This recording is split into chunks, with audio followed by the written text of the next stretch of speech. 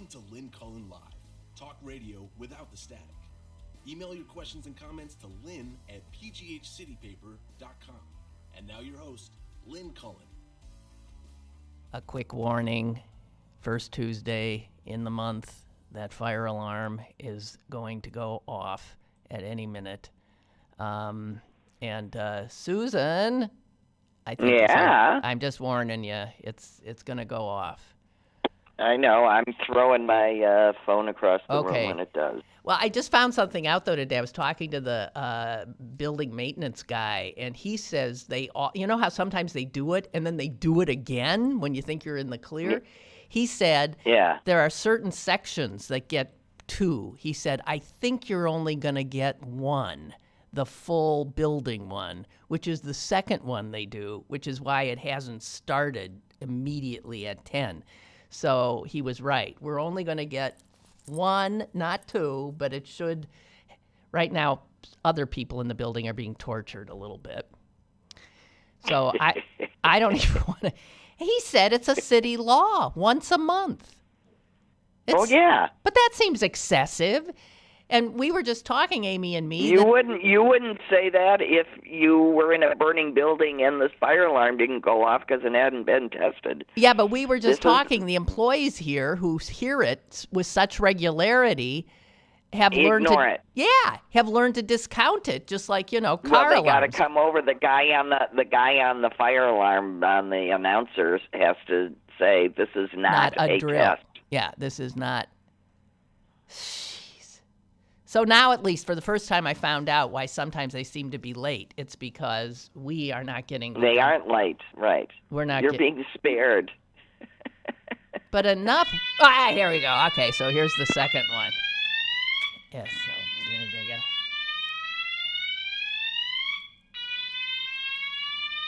He apologized when I told him it interrupted my show. Jeez...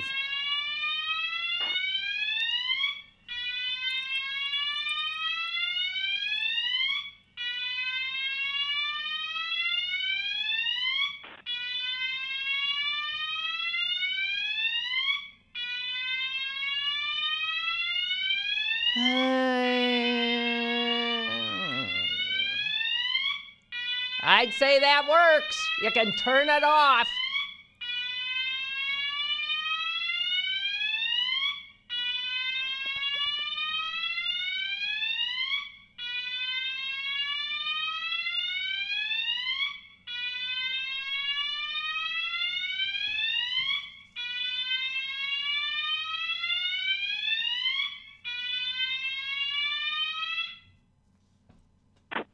Good Lord. I have a modest proposal.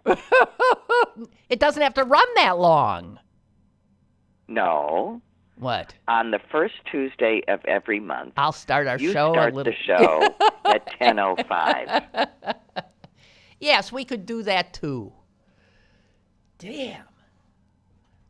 But some people might not remember it's the friend. They'll think we're not on. And we could put a special banner on the first Tuesday saying, to spare us all, the show on the first Tuesday of the month starts at 10:05. Yeah. 10:04. It's a modest, easily implemented proposal. God. Jeez. Hey. Okay. Well, here we go. So how are you? I'm okay. It's July 2nd. I can't believe it. And I know. That means July 4th, and that means I really want people to spread the word, no matter how curious you might be. Do not watch the president's little show on July 4th. I'm not only going to watch it, in general, I hate the 4th of July now. I do not know any urban dweller, for example, that finds the sound of fireworks a happy sound. It sounds like all of those little fireworks going off sound like gunshots. That's not. So not only are we now torturing birds and dogs and squirrels and bald eagles and me, we're No, I so It's agree not with good. you. It's insane. And It's just and not the thing good. is, it's trauma-inducing at this point. I know, and it continues. It starts before because people start buying these damn fireworks, and then it keeps going because they've still got some they haven't done. And thank God my dog now is not traumatized, but the dog I had before, it would break your heart. I mean, shaking uncontrollably. There was nothing you could do to make her feel like the world wasn't coming to an end.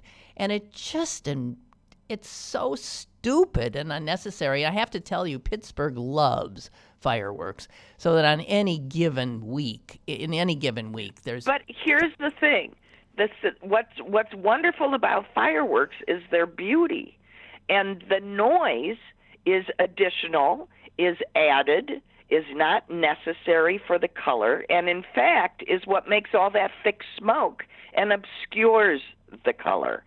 So why not just have the firework without the noise? Well, because you set off these charges. There has to be noise or you wouldn't have the firework. No, that they add that to make a boom. Fact checkers. They add the noise factor separately. You can ignite that thing and send it into the air with a whistle as the sound. It doesn't have to make a big boom. That they put the boom in. Okay. So I'm putting that out there. That's the truth. I'm not believing that until I see somebody. Well, I would Google that if I were you. It's the truth. And then I think we should start demanding quiet fireworks. Well, yeah, don't hold your breath. Just keep your hands clapped over your ears. I mean, the little things that are designed to do nothing except set off a noise, that's what they do. They set off a noise. But those big, beautiful displays do not need to make any booms. Well, if that's true, that is really news to me. Anyway, so it's the firecracker noise stuff that people do in their own yards and neighborhoods that are the thing that is so terrifying to animals and upsetting to people. I don't understand. I've never understood, but I am generally. I liked it better when there was a ban on private use. Not the least of which is because it would save a lot of thousands of morons every year from killing and disfiguring themselves. Right. Well. Right. Anyway, so there's that, and then there's. Don't watch Trump's thing because nothing upsets him more than bad ratings. And it would be just wonderful if all of us. And what I really want is for everybody in Washington to stay home. Well, do you know they're giving tickets? Do you know what the Republican National tickets away? The Republican National Committee is giving out tickets, which tells you what this is about. This whole thing is paid for by taxpayers.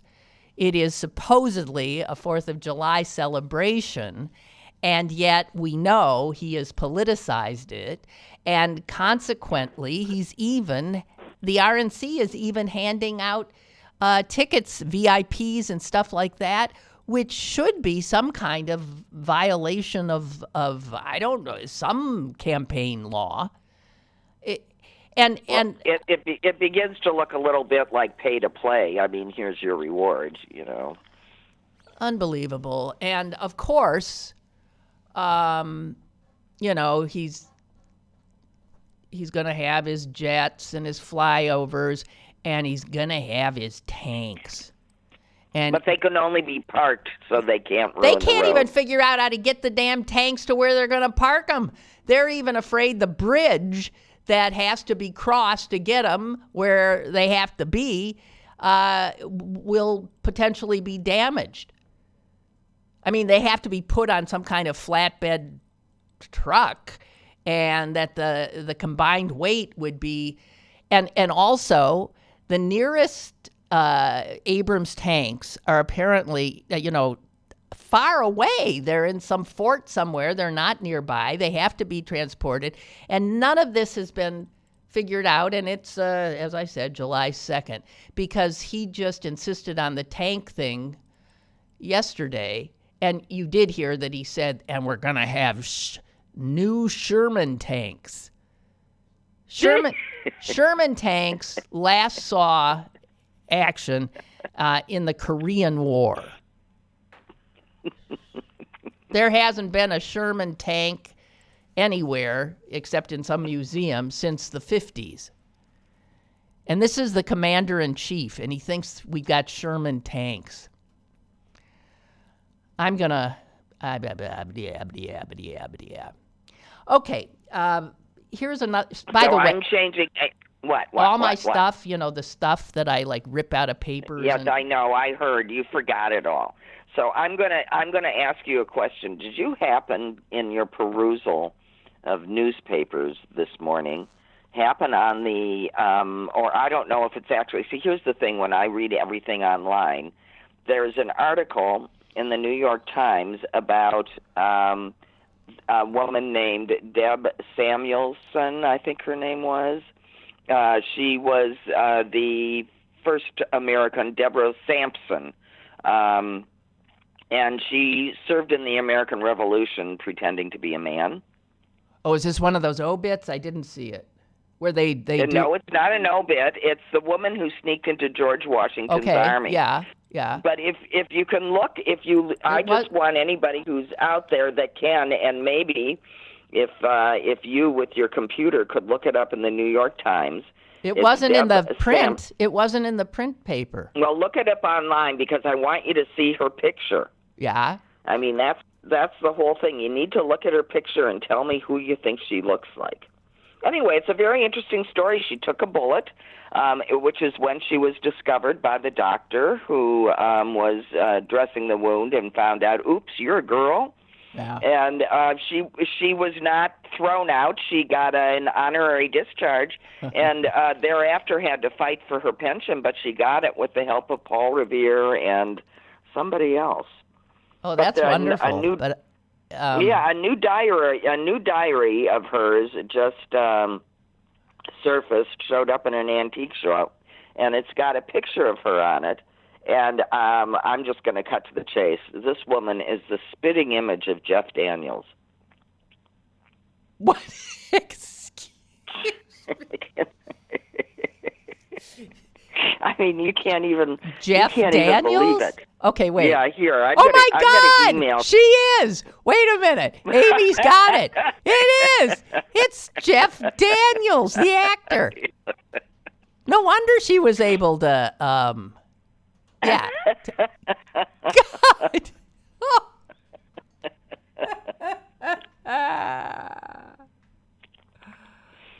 Okay, that's my contribution to the morning. I was reading everything else and getting depressed, and then I found Jeff Daniels in drag, and it made me very happy. Okay, I want to apologize for not believing you, Susan.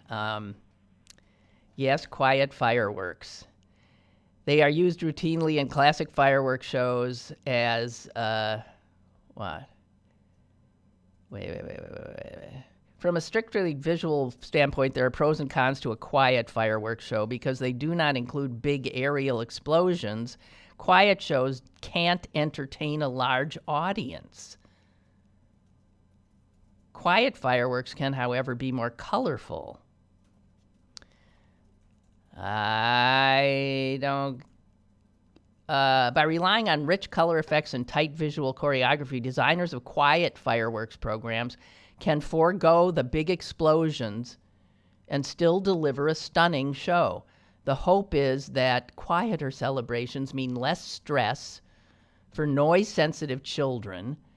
Let's remember this: veterans with PTSD, old people, pets, and wildlife. There you have it. They should absolutely be used. Incredible. Dear sister, why do you always doubt me so? Because you're a confabulist. Is that a word? Didst thou just call me a liar? you're given sometimes to, hyperbole, perhaps. Yeah, flights of fancy and delivered with such assuredness that, so even when you come on like you really know, I'm never quite sure. I had no idea. This is interesting. And so they would be more colorful, the fireworks, if they would be quiet. Yes, because they aren't obstructed by all the boomy smoke. Haven't you ever noticed that just when the biggest display goes up, what you see most is that a big cloud of black smoke and the colors above it? You have to be far enough away to see the color over the smoke. Yeah. If you're too close, all you see is black smoke. Okay, I don't get it. Anyway, here's the other thing I wanted to just say, because when I was watching the second Democratic debate and Kamala Harris was so powerful and strong, I remember, and a lot of people had the same thought, man, she would wipe the floor with Donald Trump in a debate. And wouldn't she? Yeah. Yeah, but here's the thing. Who says he's going to debate her if she's the nominee? He might not. And then we can all just say, yeah, we got a president who's afraid to debate a woman. But I think there would be, it would not be surprising if he decided not to. No, debate. But I mean, she was just so masterful. I mean, I really think that was one of the most stunning. The moment when they're all yelling, and I mean, her in just a normal tone of voice. Says, how'd she break through? Excuse me, they did not come to see a food fight. Immediate silence, into which she just walks and commands the whole room in such a perfect display of quiet power and control. Right. I don't know. And then I read somewhere in one of our fine publications by some opinion columnist that none of the Democrats seemed presidential. And I thought to myself, without even looking, well, there's a white male writing. Yeah, because there were plenty of people looking presidential, there were but plenty none, of people that seemed presidential none more on than that Kamala stage, Harris. on both the stages. Yeah, none more than Kamala Harris. Sorry. And I thought the woman from Hawaii was quite impressive as well. Yeah, but she is a nutcase, Suze. I know, but she was impressive that night. Yeah, Tulsi Gabbard. She's a nutcase. She's got the hots for Bashar al-Assad for some reason. I don't know. She's just weird. I know. We won't worry about that. The one that I made my skin crawl and I couldn't believe was actually up there was that Williamson broad. I mean, when her final statement, that was there were a few incoherent, few incoherent statements from Marianne Williamson. But by the way, she's the Republicans are apparently really buttressing her campaign now because they want her to keep being in, because she's so laughable, right? They want her in the debates. They want her to keep meeting the thresholds, so they can point to her and say, "This is what Democrats are like." And as usual, people saying the Democrats are going too far to the left, too far to the left, too far to the left. I did think that Buttigieg, and I'm going to say this, I've said it to the audience before, but I'm saying it to you. I think the Medicare for All thing, and Harris and Warren and Sanders, there might be one other, saying they would get rid of, to that question of would you get rid of private insurance, they said yes. I think that is a real bad thing to say. It might happen in the course of making the transition from what we have now to a single payer system. But to make people think that if they vote for you, they're going to lose the insurance they get from their employer and the insurance they really like and get at a good cost, many of them, I think that's really stupid. And Buttigieg said it right. He said, I agree for Medicare for all who want it. As an option. No, who want it. Medicare for all who want it.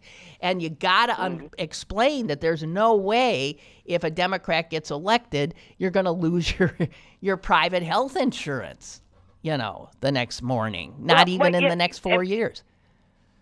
I don't want a show of hands of who's for what interesting sounding idea. Yeah. I want someone to tell me how it's done and how it's going to be paid for. Right. And how we transition to it. Exactly. And none of them say that. So Buttigieg but Susan, is the only one. You can't say it in a minute. Well, of course you can't say it in a minute, but you'd. Well, actually, you can. If you say, well, Medicare for all is paid for through taxes. There will no longer be, your corporate. It won't be a hidden cost in your salary. It will be paid, in the form of a health insurance premium. It's now what was previously paid over here now gets paid to the government. That's how it's paid for. But you have to make it clear that there's a plan, that these aren't pie in the sky ideas. Mm-hmm. I don't want show of hands. Yeah, it's stupid. That gets us nowhere. No, it does. Who's for world peace? I put my hand up. Big fucking deal. Excuse my French. We have a caller. Hello, caller. Hi. What I really wanted to see that I didn't get to see in the debates, and maybe this will happen down the road, but I would really like to see Kamala Harris and Elizabeth Warren. Elizabeth Warren on the same stage. Well, they will be. They will be. Yeah. Because they'll be down to the final five. They're both really strong candidates. Yep. Yeah. I think so, and I'm hoping that. Well, I know that there's another debate at the end of July that CNN is doing. I just saw that advertised yesterday, and I wish there were less than 20 people on. Well, the tell stage me about it. Tell me about it. And the fact is also remember that we're over a year out. Right. This is going to take a long time, and we really need to pace ourselves, not pay a whole lot of attention to the horse race right now. A lot is going to happen in the next year. So, but they really have to whittle down to a few, and really all the Democrats have to get and anybody else who is not happy with number 45 has to get behind whoever the Democrats put up. Of course. Of course, but I'm already seeing on some sites that I follow Bernie people being Bernie people. Well, that's what they do. Right. That's what they do. That drives me nuts. Idiots. It really drives me nuts. I do not. If we can't have people, we need every single vote. We do. That's how we win this time. We win by turning out every single vote. Nothing more difficult than that. We just got to get everybody to the polls. And I swear, traitor like that thinks that their vote, in protest is not a vote for Trump. Well, they're idiots. That's what they did last time. Hey, we got a lot of callers on the line, so I'm going to move on. I think that any third party candidate is a vote for Trump. The one that you don't want. That is correct. That's right. Hey, thanks for the call. Sure. Appreciate it. Bye. And next caller up.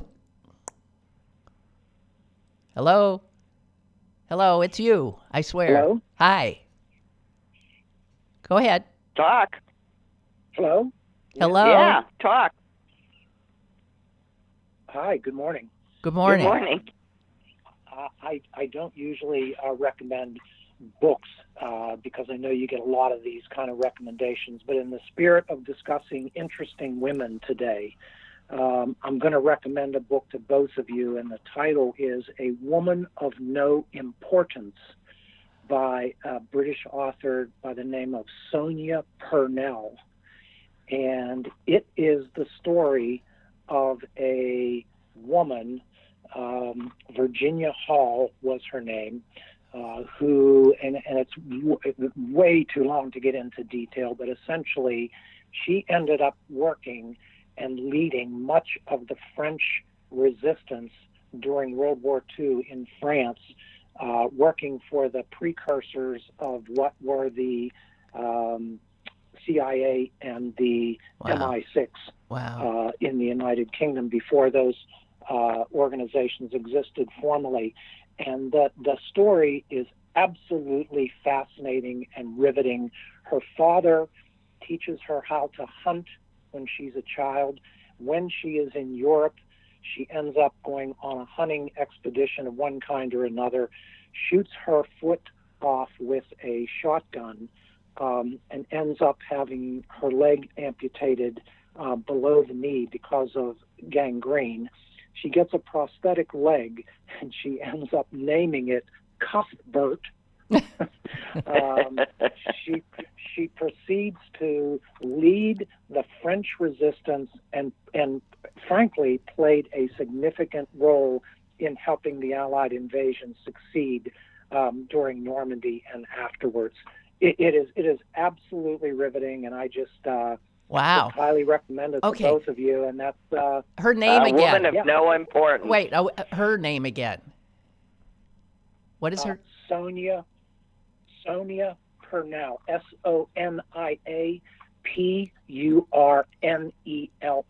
Sonia Purnell. Okay. Hey, who was the author? The author, right. Who's and the title woman? Is A Woman of No Importance. Who's the woman of no importance? What's her name? Virginia Hall. HALL. Thank you. Thanks for the my recommendation. curiosity, and I'm sure more than mine. Thank you. Thank you very much. You both take care. You too. Bye-bye. Thank you. Bye. Virginia Hall. Let's get to know her better. And caller, we still have a caller there. Hello. Hello. Hi. I want to say something real quick. Who in the hell likes their private insurance? Or these people in different worlds? Most people I talk to, they say, I got insurance, but I can't afford to use it. Yeah. So the only people I know that like their insurance is the people on Medicare. So that argument doesn't hold water. I don't believe there's that many people. It's too expensive. Most employers don't give you enough towards it. It costs you an arm and a leg to have insurance. So I don't buy that argument at all. Well, I haven't had it. Thank you. Okay, thank you. Goodbye. Okay, I don't know. well, that's a good point. Yeah, I thought, though, there were still people that did have good Well, there are still Cadillac plans out there, and there are people that still have Cadillac plans. But they're probably richer but people. There are far more that don't. Yeah. And that are restricted. I mean, we are in a place where people who have insurance, diabetics who have insurance, can't afford still insulin. are not getting it without having to pay hundreds of dollars. And that's with insurance, and it's an artificial crisis. I don't understand how we're allowing people to die in this country that don't have to die routinely. Routinely. That's what we're doing. Let's be clear. Okay, speaking of things that are just mind-blowing, what about the House members going to the detention centers? To the detention centers and asking if they were safe? They were frightened by the guards. No, not so much. Yeah, they were frightened by the guards. And this, as it comes out that the guards, employees, former and current, have this secret Facebook place where they engage in apparently just beyond belief horrific, racist, sadistic locker room talk. Yeah, commentary about the people they are supposed to be tending, and also members of Congress, especially Latina members of Congress. Yes, and complete with, to use a nice word, vulgar cartoons of people. Yeah. Of AOC pleasuring the sexual, president. Yeah. And how should these people, your tax dollars are paying these people's salary and giving them health insurance. It's beyond belief. Oh, here's someone who loves her health insurance. This is Laura. And I love, she says, my private insurance, and I keep working because of it. Now, let us be clear. She works for a large state university, and they must have a hell of a plan. And that's a lot of people. Yeah. There are people who, Milton has sent me stuff. Anyway, her Virginia Hall story is on display at the CIA Museum. Not that that's something I am. Oh, listen to this. Her story is on display at the CIA Museum inside the agency's headquarters in Langley, Virginia, but this is off limits to the public. Well, no wonder we don't know about her. They have her whole extraordinary story, and the most highly decorated female civilian during World War II. Well, but that makes sense. That the most highly decorated female people are not civilians because they didn't let them in. Right. And it's just the result of prejudice and discrimination. Including the fact that we don't know about them. Right. We're going to, though. Two movies are in the works, it says here. And the woman, Sonia Purnell, who wrote the book, A Woman of No Importance, says, through a lot of her life, she was constantly rejected and belittled. She was dismissed as someone not very important or of no importance. So she was raised and came from a wealthy Baltimore family. And wow, so I will look forward to reading more about her, without a doubt. Right. And just in case you think things are better now, I point my finger directly at the women's cups. Oh, the women's soccer? Soccer team, who are galvanizing all of America and Europe, and everybody adores them, and who still will be paid 1/13 of their faltering male counterparts. I know. Just saying. That ain't gonna. Well, they are going to get a raise. There is no doubt about that. But this shows the. I mean, it's unbelievable. By the way, they're playing their semifinal match at 3:00 today. That's right. Just so as you know, if you haven't gotten into this.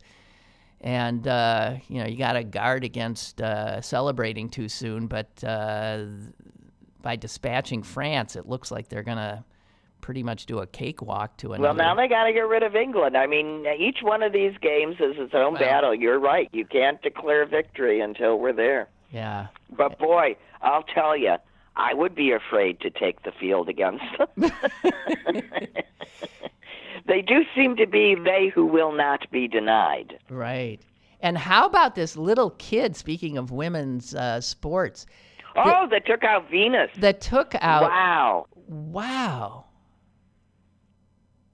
In the first round, a 15-year-old kid. Taking out a 39-year-old. Takes out her hero and tells her so. Yeah. Wow. So it was a nice moment. You could see them walking off the field. You could see her saying something to Venus, and Venus doing a double take and giving her a big, warm smile and saying what a lovely thing to say, So it sort of made my heart melt.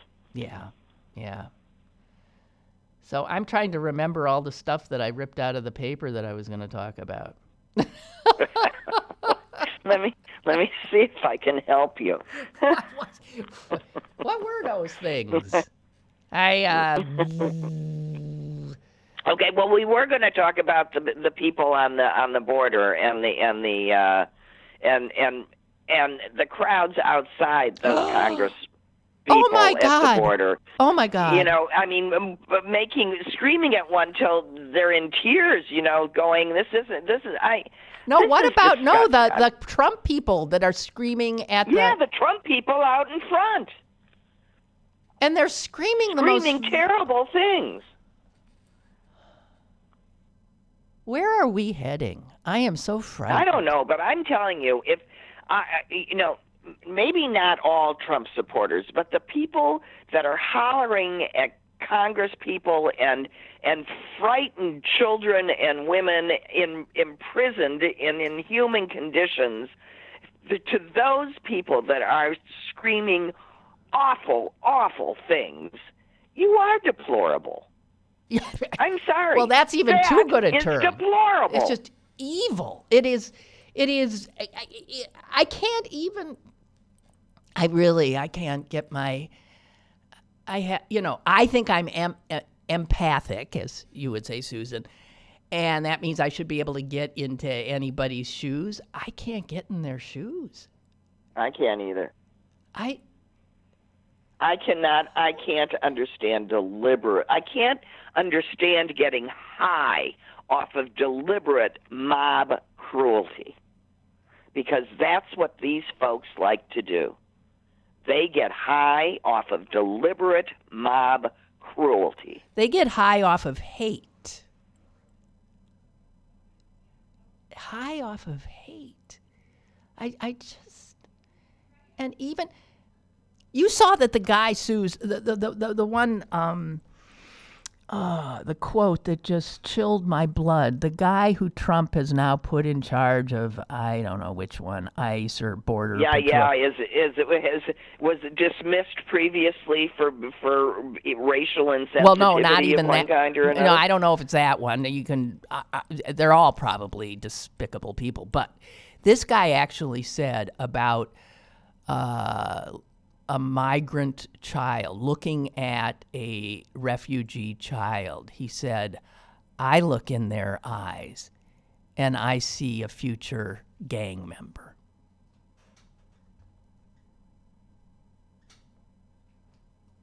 And this is one of Trump's newest appointees to, I think, head Border Patrol. And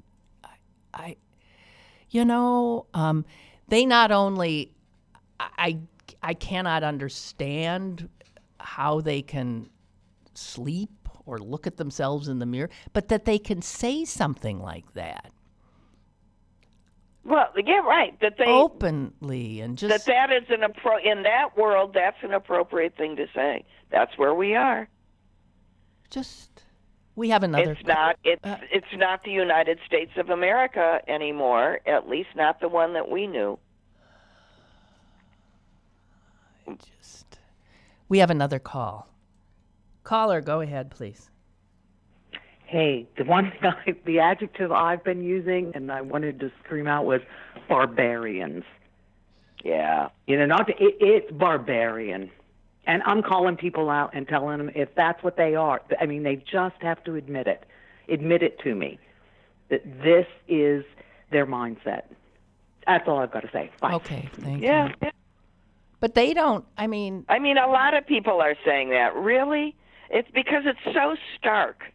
It's so stark that on the one hand, the same people that are, telling women that they're murderers and awful people for admitting they're in a terrible situation and need to have an abortion, and on the other hand, refusing to care for children and righteously refusing to care for children. Right. I don't know. It gets worse and worse and worse, and there is absolutely no sense of incongruity to themselves in the position. I don't get it. No. Nope. So, what'd you think about the cars being buried by hailstones in Mexico the other day? Did you see At what point does a hailstorm like that end up being just called a blizzard with big chunks of snow? What is that? Have you ever seen anything like that? That's just a really bad joke. And I got to tell you, like, in case you didn't remember, it's summer. It's the middle of summer. Oh, really? They were buried in ice. Okay, I just want to say, and then there's this other story about something happening. We'll look back on this as the good old days because of where we're heading right now. There is a city of 9 million people that you've never heard of in India. And it is literally running out of water. There is no water. Nobody can turn on a tap and get water. There are wells. People start lining up in the dark, and maybe 8 hours later they might go away with a little bit to bring home that is to be used for everything: washing, bathing, cooking.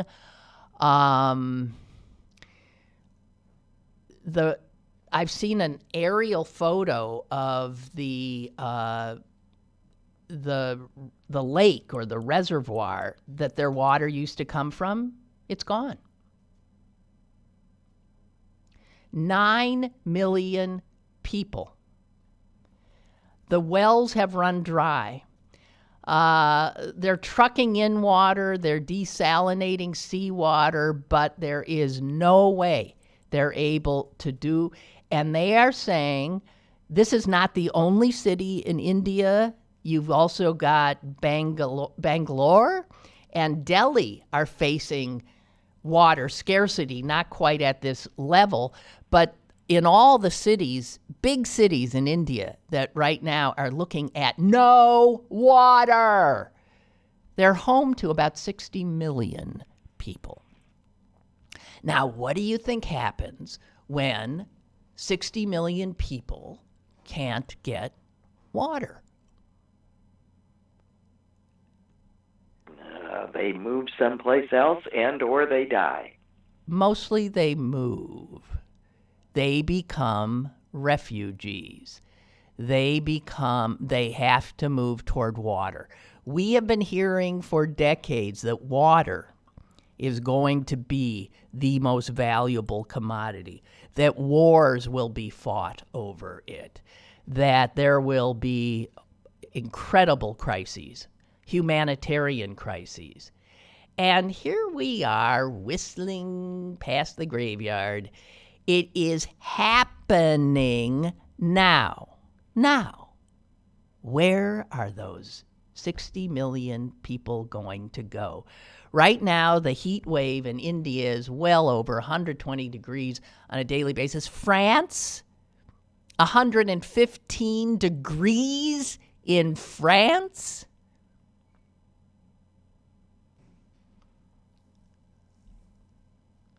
This is a man-made crisis, and the fact that we, as a nation, are not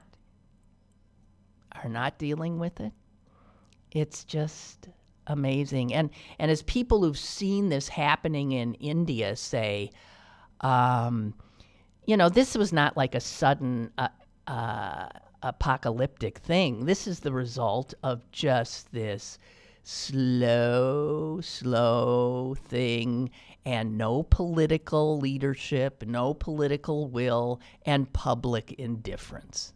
Here we are. That's a heads up, because you are going to start seeing more and more refugee crises because of climate change. They'll make what's happening to, on our southern border look like a party. Right, and then there's going to be all the people fleeing coastal areas that don't exist anymore because they're underwater. Exactly. And I mean, the hospitals are struggling to stay open. Whatever. Just saying. That's a part of the world we pay no attention to, and that is happening. Here, let me get to my email. We got a lot of stuff here. Chris writes, I just tuned in, so I don't know if you talked about this or not. Have you watched The Loudest Voice in the Room on Showtime? No, and I won't. This is the series on Roger Ailes, played by Russell Crowe. I know Roger Ailes' story, and I don't care to revisit it. I find him to be, when the history gets written, one of the men who is in the rogues gallery of people who took down our democracy. Right, and I think we should just shun them. I don't think anybody, it's pooey on it. So Chris says, as much as I detest Ailes, this is very well done. I'm sure it is. I just don't want to, I don't need to, I know the story. I'm not going to do it. Also, here's the other reason, Chris. I don't get Showtime. And she is saying, dear Lord, what a monster he was. Makes you sick to your stomach. And that's the genius who came up with, he used to work for Ronald Reagan. He came up with Fox News. Fair and balanced. And look what he did. Look what he did.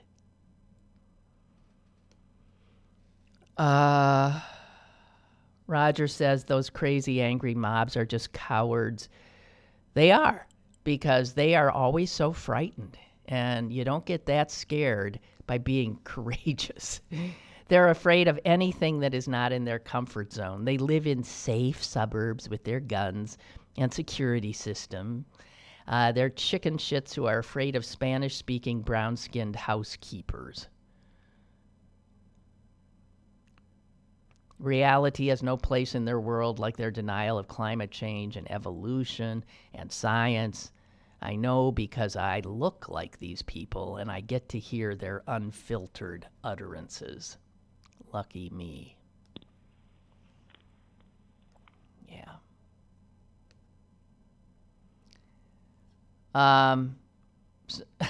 Barbara just sent me a picture. So if you see a MAGA hat, Make America Great Again, that's what a Trump supporter sees. He sees Make America Great Again. What people like us see when we see one of those hats is, I am a fucking moron.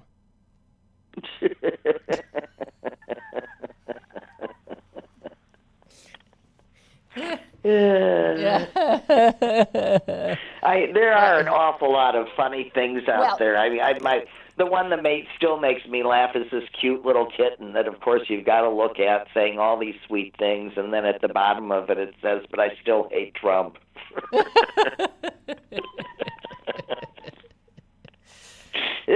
Oh, God, help us. Oh, Susan, what did you think about Ivanka on the world stage? You know what? I couldn't even look.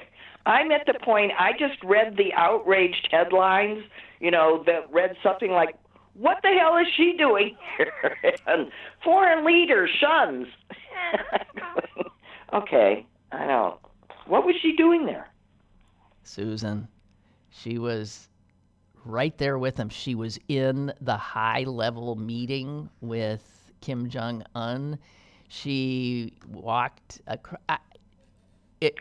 Maybe he was offering her as part of the deal.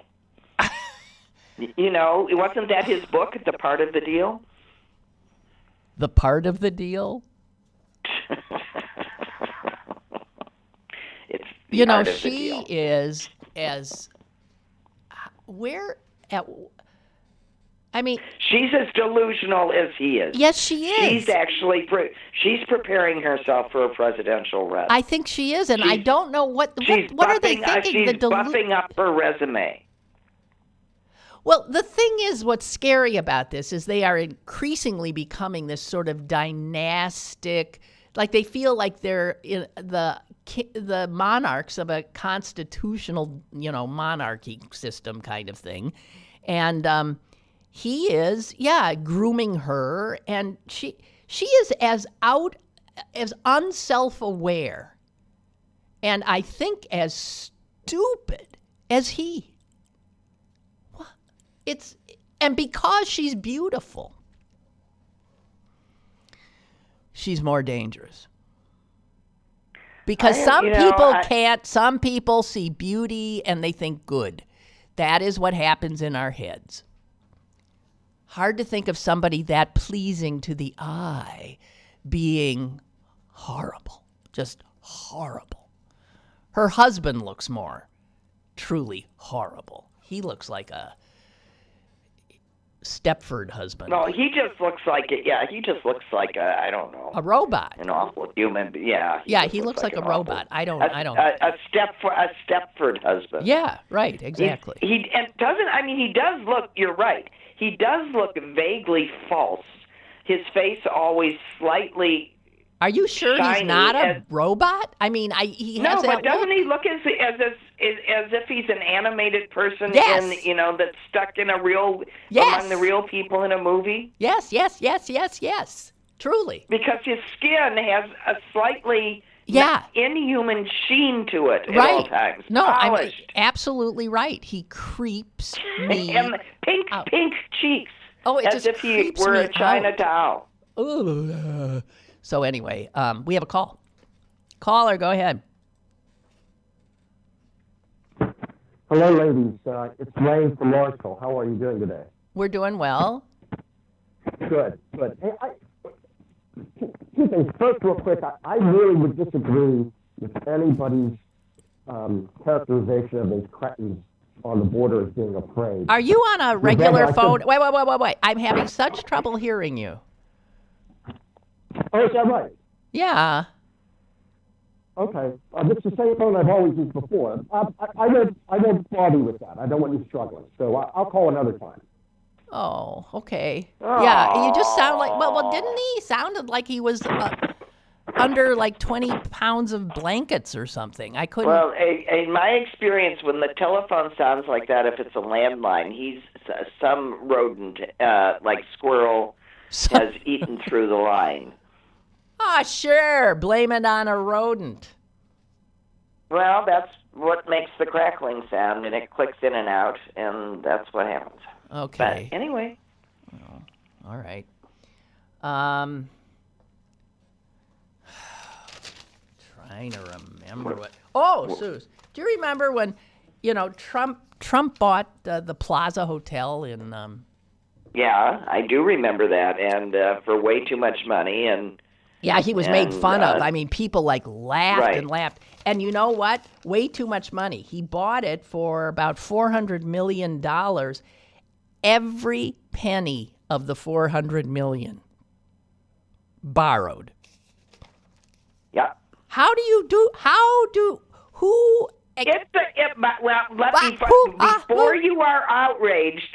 you are outraged, this is a well-known real estate principle. It is called OPP, OPM, other people's money.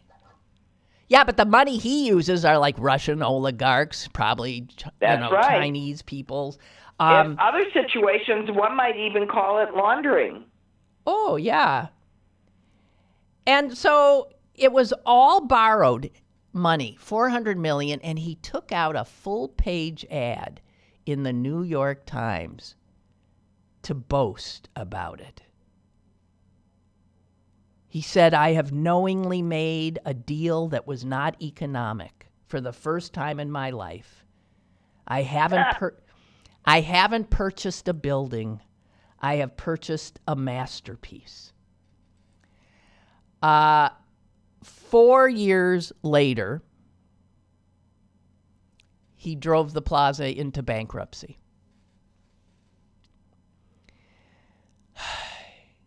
He's pretty much doing that with the 4-year term the geniuses in America elected him to do. Right. This is what the guy does. He takes a successful growing concern and he drives it into the trees. He's done it with every single one of his businesses, and now he's done it with the country. And I have to say, with such alacrity, I mean, he's an expert at this shit. Well, that's why banks would, because you lose your money. Whoever he borrowed the $400 million from, they took a bath. He didn't, right? How do you not go to right. How do you not go to jail for all of doing his that? time. I imagine him sitting on his desk with his feet up, wondering if enough months have passed by for him to call the bank and offer him 3 cents on the dollar. Because that's his modus operandi. God. Operandus. Apparandi. You M-O. say D, I say die. His MO. No wonder they say M-O. Barbara sends this. This is great. Guess where else there's a drought? Central America. Of course. Okay, a severe drought has ravaged crops in Central America, and as many as 2.8 million people are struggling to feed themselves. This is from the United Nations.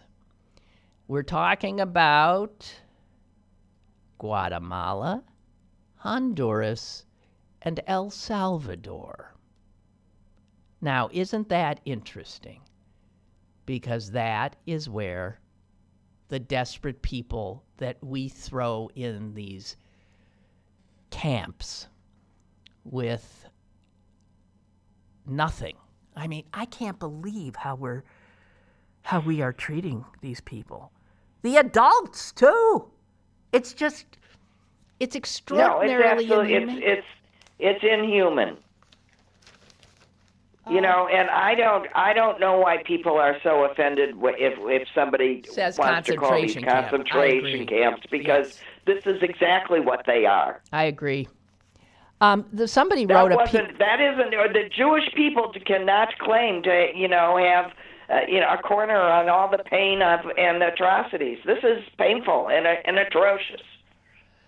I saw on Twitter, but I didn't see anywhere in the news, that a bunch of Jews shut down some detention center somewhere in the country yesterday, and they got arrested. They were arrested, but they sealed it off, and they were saying, when we say never again, we mean never again. Never again. We meant everybody. And that you have to take action, because that's not what was done when the Germans started this shit. Right. So here's somebody had written a piece about... I'm so glad to hear that somebody did that somewhere. That makes me cry. Okay. Because I want to do that so badly. That's exactly, we should all be in the streets. I agree. There were internment camps in Nazi-occupied France, Vichy, France. They housed refugees from Europe. A lot of the people that were in those camps were people running for their lives, right? And they got stuck in these horrible camps. They didn't have the right papers, just like the people we're sticking in these camps. And some of them were thousands upon thousands, were trucked and sent off to Germany for extermination. But a guy who is writing a book about these camps says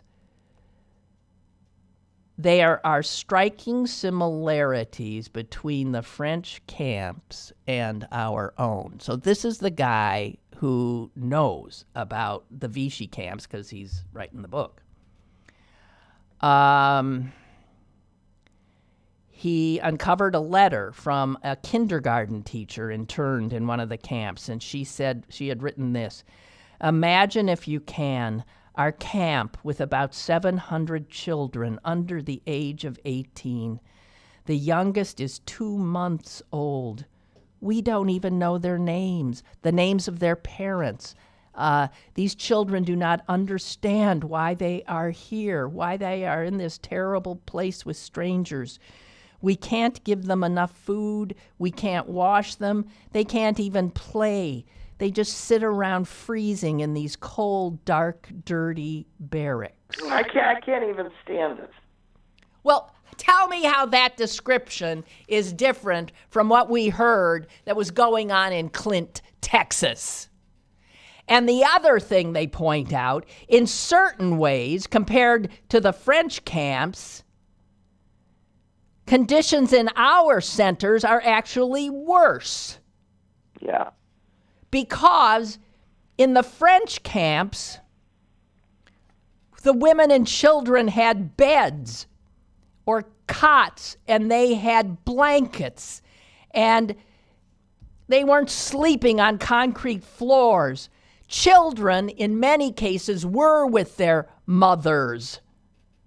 They had access to the outside world. The Vichy government who let reporters in. So that's why this guy's able to write a book. It's all cataloged. The reason the kindergarten teacher wrote a letter was because they were allowing people to communicate with others. People would bring gifts. People would send them stuff, food and books and things.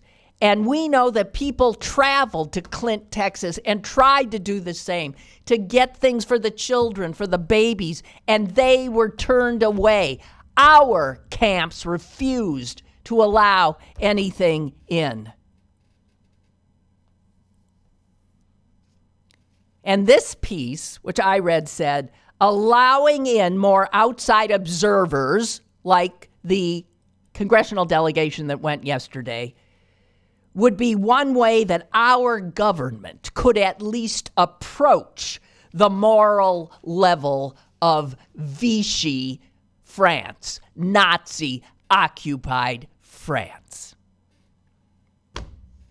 Sorry, Susan. We're overdone. I'm sorry. Okay. Right.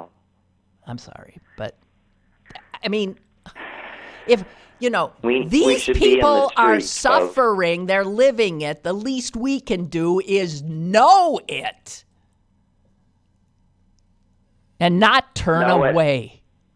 Not turn away and perhaps get off our asses and get arrested like those. I don't know where that was. Somebody look around for that.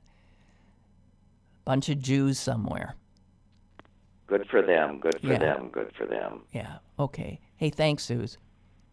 Okay. I'm sorry. Yeah, bye. Bye. I'm sorry to all of you. But, hey, this is the world we're living in. This is our country. We got to get in the streets. We cannot let these people win. Okay. See you tomorrow.